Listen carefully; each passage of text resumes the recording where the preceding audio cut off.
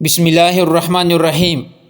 اللہ تعالیٰ نے جس طرح انبیاء کرام علیہ السلام کا سلسلہ لوگوں کی ہدایت کے لیے شروع کر کے حضور صلی اللہ علیہ وآلہ وسلم پر ختم کیا اور نبی کریم صلی اللہ علیہ وسلم کو خاتم النبیین کہہ کر نبوت کے سلسلے پر اختتام کا مہر لگایا، لیکن اللہ تعالیٰ نے ولایت کا دروازہ کھلا رکھا ہے۔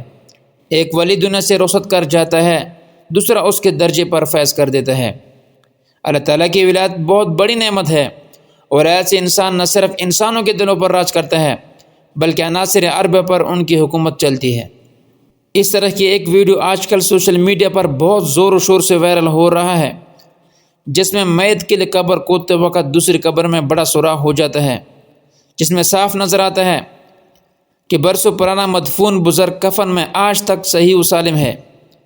اس سے بڑھ کر انسان کو کیا چاہیے کہ اللہ تعالیٰ مرنے کے بعد بھی اس کے جسم تک محفوظ کر رکھے۔